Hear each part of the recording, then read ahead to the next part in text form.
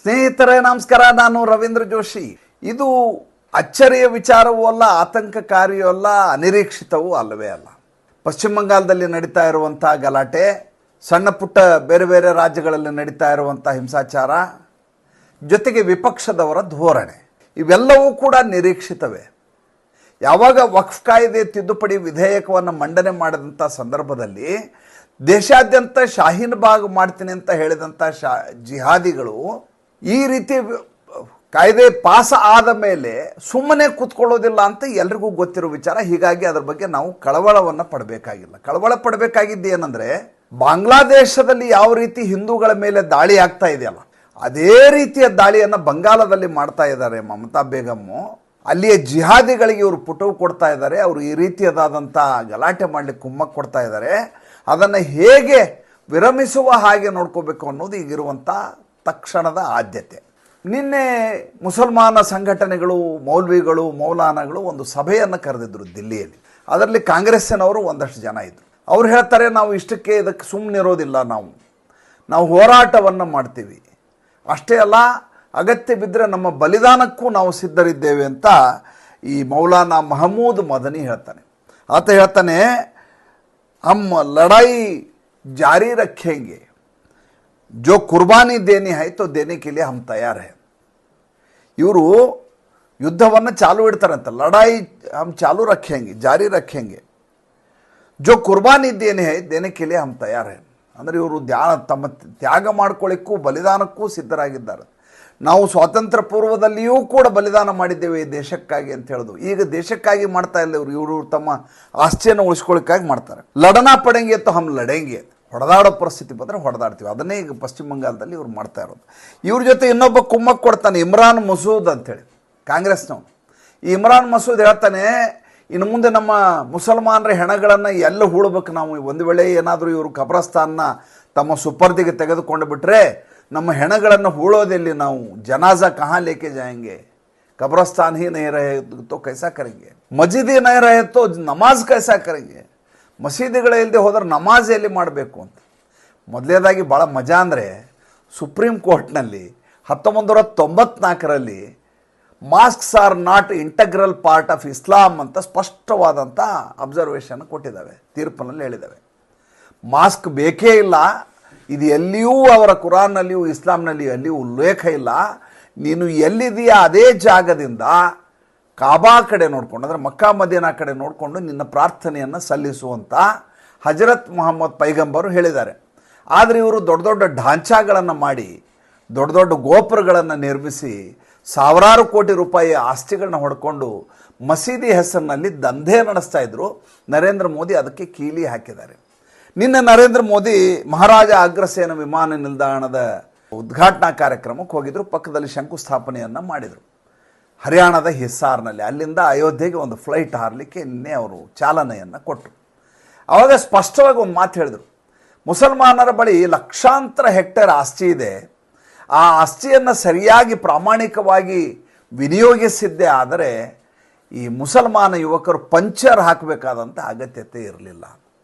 ನೋಡಿ, ಮಸೂದೆ ಪಾಸ್ ಆದ ಇಲ್ಲಿಯವರೆಗೂ ನರೇಂದ್ರ ಮೋದಿ ತುಟಿ ಪಿಟಕ್ ಅನ್ನಲಿಲ್ಲ, ಅದರ ಕುರಿತಾಗಿ ಎಲ್ಲಿಯೂ ಚರ್ಚೆ ಮಾಡಿರಲಿಲ್ಲ. ನಿನ್ನೆ ಪ್ರತಿ ಬಾಲ್ಗೂ ಸಿಕ್ಸರ್ ಹೊಡೆಯುವ ರೀತಿ, ಕ್ರಿಕೆಟರ್ ರೀತಿಯಲ್ಲಿ ಅವರು ದಾಳಿಯನ್ನು ಮಾಡಲಿಕ್ಕೆ ಶುರು ಮಾಡ್ತಾರೆ. ಅಷ್ಟೇ ಅಲ್ಲ, ಹೇಳ್ತಾರೆ ಕಾಂಗ್ರೆಸ್ನವರು ಮುಸಲ್ಮಾನರನ್ನು ಓಲೈಸ್ತಾರಲ್ಲ, ಅವ್ರಿಗೆ ನಿಜವಾಗ್ಲೂ ಅವ್ರ ಬಗ್ಗೆ ಸಹಾನುಭೂತಿ ಇದ್ದದ್ದೇ ಆದರೆ ಕಾಂಗ್ರೆಸ್ನವರು ತಮ್ಮ ಅಧ್ಯಕ್ಷರನ್ನು ಮುಸಲ್ಮಾನರನ್ನಾಗಿ ಮಾಡಲಿ. ಮುಸಲ್ಮಾನರ ಅಭ್ಯುದಯವನ್ನೇ ಇವರು ಬಯಸೋದಾದರೆ ತಮ್ಮ ಚುನಾವಣಾ ಸಂದರ್ಭದಲ್ಲಿ 50% ಟಿಕೆಟನ್ನು ಮುಸಲ್ಮಾನರಿಗೆ ಕೊಡಲಿ.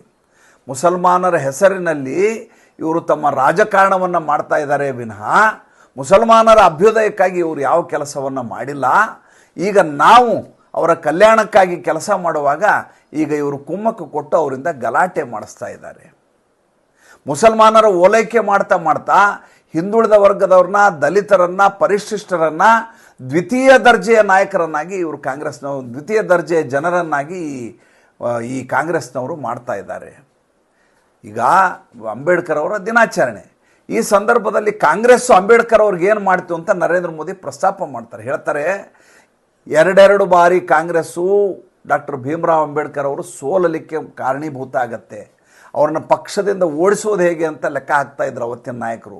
ಆ ರೀತಿ ಅಂಬೇಡ್ಕರ್ ಅವ್ರಿಗೆ ಅವಮಾನ ಮಾಡಿರೋ ಪಕ್ಷ ಇವತ್ತು ಅಂಬೇಡ್ಕರ್ ಹೆಸರಿನಲ್ಲಿ ರಾಜಕಾರಣ ಮಾಡಲಿಕ್ಕೆ ಹೊರಟಿದೆ. ಅವರ ಸಂವಿಧಾನ ಪುಸ್ತಕವನ್ನು ಹಿಡ್ಕೊಂಡು ಓಡಾಡ್ತಾ ಇದ್ದಾರೆ. ಇವ್ರದ್ದೆಲ್ಲ ಬೂಟಾಟಿಕೆ ರಾಜಕಾರಣ ಅಂತ ನರೇಂದ್ರ ಮೋದಿ ಅವರ ವಾಗ್ದಾಳಿಯ ಭಾಷಣ ನೀವು ಕೇಳಬೇಕಾಯ್ತು. ಭಾಳ ದಿವಸ ಆದಮೇಲೆ ನರೇಂದ್ರ ಮೋದಿಯವರು ಒಬ್ಬ ರೆಬೆಲ್ ಸ್ಟಾರ್ ರೀತಿ ಅಂತ ಭಾಷಣ ಮಾಡಿದಂಥ ನಿನ್ನೆ ಅವರಿಗೆ ತುಂಬ ಸ್ಪಷ್ಟವಾಗಿ ನರೇಂದ್ರ ಮೋದಿಗೆ ಗೊತ್ತಿತ್ತು ಈ ಕಾಯ್ದೆ ಜಾರಿ ಆದ ಮೇಲೆ ಬೇರೆ ಯಾವ್ಯಾವ ರಾಜ್ಯಗಳವರು ಯಾವ್ಯಾವ ರೀತಿ ಪ್ರತಿಕ್ರಿಯೆಯನ್ನು ಕೊಡಬಹುದು ಅಂತ. ಮೊದಲನೇದಾಗಿ DMK ತಮಿಳುನಾಡು, ಕರ್ನಾಟಕ ಸಿದ್ದರಾಮಯ್ಯ ಇವರೆಲ್ಲ ನಾವು ಇದನ್ನು ತಮ್ಮ ಸಂಪುಟ ಸಭೆಯಲ್ಲಿ ಅಂಗೀಕಾರ ಮಾಡಿಬಿಡ್ತಾರೆ. ನಾವು ಯಾವುದೇ ಕಾರಣಕ್ಕೂ ವಕ್ಫ್ ಕಾಯ್ದೆಯನ್ನು ಜಾರಿ ಮಾಡೋದಿಲ್ಲ ನಮ್ಮ ರಾಜ್ಯದಲ್ಲಿ ಅಂತ. ನೋಡಿ, ಇವರು ಸಂವಿಧಾನಾತ್ಮಕವಾಗಿ ಮುಖ್ಯಮಂತ್ರಿ ಆಗಿರೋರು. ಕೇಂದ್ರದ ಪಾಲು ಯಾವುದು, ರಾಜ್ಯದ ಪಾಲು ಯಾವುದು, ಕೇಂದ್ರಕ್ಕಿರುವಂಥ ಅಧಿಕಾರಗಳೇನು, ರಾಜ್ಯದ ಅಧಿಕಾರ ಏನು ಅಂತ ತುಂಬ ಚೆನ್ನಾಗಿ ಇವರು ಗೊತ್ತಿರಬೇಕು. ಆದರೆ ಇವರು ಆಡುವಂಥ ನಾಟಕ ಹೇಗಿರುತ್ತೆ ಅಂದರೆ, ಕೇಂದ್ರದಲ್ಲಿ ಪಾಸಾಗಿರುವಂಥ ಒಂದು ಮಸೂದೆಯನ್ನು ತನ್ನ ರಾಜ್ಯದಲ್ಲಿ ಅನುಷ್ಠಾನ ಮಾಡೋದಿಲ್ಲ ಅಂತ ಹೇಳ್ತಾರೆ. ಹಾಗೆ ಮಾಡಲಿಕ್ಕೆ ಸಾಧ್ಯವಾ? ನಾಳೆ ಯಾವುದಾದ್ರೂ ಒಂದು ಮೊಕದ್ದಮೆ ಬರುತ್ತೆ, ಒಂದು ವ್ಯಾಜ್ಯ ಬರುತ್ತೆ. ಈಗ ಗದಗಿನ ಧಾರವಾಡದ ಉಪ್ಪಿನ ಬೆಟ್ಟಿಗೇರಿ ಪ್ರಕರಣವನ್ನೇ ತೆಗೆದುಕೊಳ್ಳಿ. ಅಲ್ಲಿ ಯಾರೋ ಕಮಡೊಳ್ಳಿ ಅನ್ನೋ ಒಬ್ಬೊಂದು ಆಸ್ತಿ ಪ್ರಕರಣ ಬರುತ್ತೆ. ಆದರೂ ಇದ್ದಕ್ಕಿದ್ದ ಹಾಗೆ ಅದು ವಕ್ಫ್ ಬೋರ್ಡ್ಗೆ ಸಂಬಂಧಪಟ್ಟದ್ದು, ಕಲಾಶಿಪಾಳ್ಯದಲ್ಲಿರೋ ಮಸೀದಿ ಆಸ್ತಿ ಅಂತ ಪಹಣಿನಲ್ಲಿ ಎಂಟ್ರಿ ಆಗಿರುತ್ತೆ. ಈಗ ಹಳೆ ಟ್ರಿಬ್ಯುನಲ್ನಲ್ಲಿ ಕೇಸ ನಡೆಯುತ್ತಾ, ಡಿಸ್ಟ್ರಿಕ್ಟ್ ಮ್ಯಾಜಿಸ್ಟ್ರೇಟು DC ಇದನ್ನು ವಿಲೇವಾರಿ ಮಾಡ್ತಾರಾ? ಸ್ವಾಭಾವಿಕವಾಗಿ ಹೊಸ ಕಾಯ್ದೆಯ ಪ್ರಕಾರ DCನೇ ಮಾಡಬೇಕು. ಹಳೆ ಟ್ರಿಬ್ಯುನಲ್ಲು ಅನೂರ್ಜಿತ ಆಗಿಬಿಟ್ಟಿರತ್ತೆ. ಇನ್ನು ಯಾವುದೇ ವ್ಯಾಜ್ಯಗಳಿರ್ತವೆ ನನ್ನ ಆಸ್ತಿ ಅಂತ ಅವ್ರು ಘೋಷಿಸಿರುವಂಥ ಆ ಆಸ್ತಿಗಳೇನಿದ್ದಾವೆ ಅವು ವಕ್ಫ್ ಬೋರ್ಡ್ಗೆ ಸಂಬಂಧಪಟ್ಟದ್ದಾಗ್ತಾವ ಅಥವಾ ಸರ್ಕಾರದ ಸುಪರ್ದಿಗೆ ಬರ್ತಾವ ಅಥವಾ ಆಯಾ ವ್ಯಕ್ತಿಗಳಿಗೆ ಹೋಗ್ತಾವ? ಸ್ವಾಭಾವಿಕವಾಗಿ ಆಯಾ ವ್ಯಕ್ತಿಗಳಿಗೆ ಹೋಗ್ತವೆ. ಅದರ ಮೇಲೆ ತಮ್ಮ ಹಕ್ಕನ್ನು ಸಾಧಿಸಲಿಕ್ಕೆ ವಕ್ಫ್ ಬೋರ್ಡ್ಗೆ ಸಾಧ್ಯ ಆಗೋದಿಲ್ಲ. ವಕ್ಫ್ ಬೋರ್ಡ್ ಹೆಸರಿನಲ್ಲಿ ಖಾತೆ ಟ್ರಾನ್ಸ್ಫರ್ ಮಾಡಲಿಕ್ಕೆ ಆಗೋದಿಲ್ಲ. ಇದು ರೆವಿನ್ಯೂ ಇಲಾಖೆಯ ವಿಚಾರ ಮತ್ತು ಅದನ್ನು ಅನುಷ್ಠಾನ ಮಾಡಲೇಬೇಕು, ಅಳವಡಿಸಲೇಬೇಕು, ಬೇರೆ ದಾರಿಯೇ ಇಲ್ಲ. ನೀವು ಸರ್ಕಾರದ ಆಸ್ತಿಯನ್ನು ಯಾವುದನ್ನು ಅತಿಕ್ರಮಿಸಿಕೊಂಡಿದ್ದಾರೋ ಮುಸಲ್ಮಾನರು, ಅಂಥದನ್ನು ಸುಮ್ಮನೆ ಬಿಡಬಹುದೇ ವಿನ ಅದು ಏನು ಅಪ್ಸಾತಿನಲ್ಲಿ ನಿಮ್ಮ ಅಂಡರ್ಸ್ಟ್ಯಾಂಡಿಂಗಲ್ಲಿ ನೀವು ಮಸೀದಿಯನ್ನು ನಡ್ಸ್ಕೊಂಡು ಹೋಗಿ ಅಂತ ಅನ್ಬಹುದೇ ವಿನ ಆ ಆಸ್ತಿನ ಅವ್ರ ಹೆಸರಲ್ಲಿ ಬರೆದು ಕೊಡ್ಲಿಕ್ಕೆ ಆಗೋದಿಲ್ಲ. ಏಕೆಂದರೆ ಹೊಸ ಕಾನೂನಿನಲ್ಲಿ ಆ ರೀತಿಯದಾದಂಥ ಪರಿಷ್ಕರಣೆ ಮಾಡಲಾಗಿದೆ. ಈ ಮಮತಾ ಬೇಗಂ ಅವರು ಪಶ್ಚಿಮ ಬಂಗಾಳದಲ್ಲಿ ಹೇಳೋದಾಗಲಿ, ತಮಿಳುನಾಡಿನ MK ಸ್ಟಾಲಿನ್ ತಮಿಳುನಾಡಿನಲ್ಲಿ ಹೇಳೋದಾಗಲಿ, ಕರ್ನಾಟಕದ ಸಿದ್ದರಾಮಯ್ಯ ಆಗಲಿ, ಕಾಯ್ದೆಯನ್ನು ಅನುಷ್ಠಾನ ಮಾಡೋದಿಲ್ಲ ಅಂತ ಹೇಳಿದರೆ ಅದು 100ಕ್ಕೆ 100ರಷ್ಟು ಸುಳ್ಳು ಮತ್ತು ನಾಟಕ, ಕಪಟ ನಾಟಕ, ಮುಸಲ್ಮಾನರನ್ನು ಓಲೈಸುವ ಪರಿಯೇ ವಿನ ಅದು ಯಾವುದೇ ಕಾರಣಕ್ಕೂ ಅದು ಸಿಂಧುವಾಗಲಿಕ್ಕೆ ಸಾಧ್ಯ ಆಗೋದಿಲ್ಲ. ನರೇಂದ್ರ ಮೋದಿಗೆ ಇದು ತುಂಬ ಚೆನ್ನಾಗಿ ಗೊತ್ತಿರುತ್ತೆ. ಇವ್ರು ನಾಟಕ ಆಡ್ತಾ ಇದ್ದಾರೆ, ಇದನ್ನು ಯಾವುದೇ ಕಾರಣಕ್ಕೂ ನಿಲ್ಲಿಸಲಿಕ್ಕೆ ಆಗೋದಿಲ್ಲ ಅಂತ ತುಂಬ ಚೆನ್ನಾಗಿ ಗೊತ್ತಿರುತ್ತೆ. ಆದರೆ ಮುಸಲ್ಮಾನ ನಾಯಕರನ್ನು ಈ ರೀತಿಯದಾಗಿ ಕುಮ್ಮಕ್ಕು ಕೊಡಲಿಕ್ಕೆ ಕಾಂಗ್ರೆಸ್ ಪ್ರಯತ್ನ ಮಾಡುತ್ತೆ. ಅದರ ಕೆಲಸವಾಗಿ ಇಮ್ರಾನ್ ಮಸೂದಿಗೆ ಹೇಳ್ತಾನೆ, ನಮ್ಮ ಸರ್ಕಾರ ಬಂದ ಸಂದರ್ಭದಲ್ಲಿ ನಾವು ವಕ್ಫ್ ಕಾಯ್ದೆ ತಿದ್ದುಪಡಿ ಏನಿದೆ ಇದನ್ನು ರದ್ದು ಮಾಡ್ತೀವಿ. ಅಲ್ಲ ಸ್ವಾಮಿ, ಈಗ 1 ವರ್ಷ ಆಗಿದೆ ಕೇಂದ್ರದಲ್ಲಿ ಸರ್ಕಾರ ಬಂದು ಭಾರತೀಯ ಜನತಾ ಪಾರ್ಟಿದ. ಇನ್ನು 4 ವರ್ಷ ಸರ್ಕಾರ ನಡೆಸ್ತಾರೆ ನರೇಂದ್ರ ಮೋದಿ. ಅದಾದ ಮೇಲೆ ಮತ್ತೆ ಚುನಾವಣೆ ಆಗತ್ತೆ, ಮತ್ತೆ ಭಾರತೀಯ ಜನತಾ ಪಾರ್ಟಿ ಬರುತ್ತೆ. ನೀವಂತೂ ಬರೋದಿಲ್ಲ, ಅದಕ್ಕೆ 100ಕ್ಕೆ 100 ಸಿದ್ಧ. ಅದಾದ ಮೇಲೆ ನಿಮ್ಮ ಸರ್ಕಾರ ಏನಾದರೂ ಬಂದ ಮೇಲೆ ಮತ್ತೆ ಅದನ್ನು ಸಂಸತ್ತಿನಲ್ಲಿ ಇಡಬೇಕು, ಮತ್ತೆ ಅದನ್ನು ಮಂಡನೆ ಇದೇ ಕೆಲಸವನ್ನು, ಇದೇ ಸುಳ್ಳನ್ನು ಕಾಶ್ಮೀರದಲ್ಲಿ ಒಮರ್ ಅಬ್ದುಲ್ಲಾ ಹೇಳಿದ್ದ. ನಮ್ಮ ಸರ್ಕಾರ ಬಂದದ್ದೇ ಆದರೆ ಜಮ್ಮು ಕಾಶ್ಮೀರದಲ್ಲಿ ನಾವು ಆರ್ಟಿಕಲ್ 370 ಮತ್ತೆ ವಾಪಸ್ ಅನುಷ್ಠಾನಕ್ಕೆ ತರ್ತೀವಿ. ಅಲ್ರಿ, ಕೇಂದ್ರ ಸರ್ಕಾರ ಮಾಡಬೇಕಾದಂಥ ಸ್ಪೆಷಲ್ ಸ್ಟೇಟಸ್ ಅದು. ಅದಕ್ಕೆ ರಾಷ್ಟ್ರಪತಿಗಳ ಅಂಗೀಕಾರ ಆಗಬೇಕು, ಸಂಸತ್ತಿನಲ್ಲಿ ರಾಜ್ಯಸಭೆಯಲ್ಲಿ ಪಾಸ್ ಆಗಬೇಕು. ನೀವು ಜಮ್ಮು ಕಾಶ್ಮೀರದಲ್ಲಿ ಆರ್ಟಿಕಲ್ 370 ವಾಪಸ್ ರೀಇನ್ಸ್ಟೇಟ್ ಹೇಗೆ ಮಾಡ್ತೀರಿ? ಅಬ್ರೋಗೇಟ್ ಮಾಡಿದ್ಮೇಲೆ ಮುಗಿದು ಹೋಯ್ತದು. ಆದರೆ ಜನರಿಗೆ ಸುಳ್ಳು ಹೇಳುವುದರಲ್ಲಿ ಇವರು ನಿಸ್ಸೀಮರು.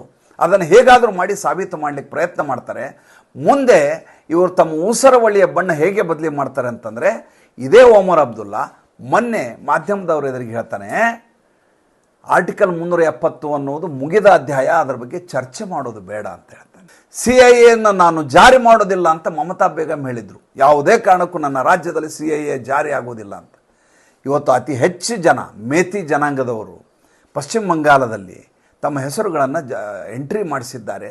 ಯಾರ್ಯಾರು ವಲಸಿಗರು ಬೇರೆ ಬೇರೆ ದೇಶಗಳಿಂದ ಬಂದಿದ್ದಾರೋ, ಅಲ್ಪಸಂಖ್ಯಾತರಾಗಿ ಹಿಂದೂಗಳು ಬಂದಿದ್ದಾರೋ ಅವರದ್ದೆಲ್ಲರದ್ದು ಭಾರತೀಯ ನಾಗರಿಕತೆ ರಿಜಿಸ್ಟ್ರೇಷನ್ ಆಗಿ ಹೋಗಿದೆ. ಅಂದರೆ ಇವರು ಆಡುವ ಮಾತೇ ಬೇರೆ, ಸರ್ಕಾರದ ನಡೆಯೇ ಬೇರೆ ಆಗಿರುತ್ತೆ.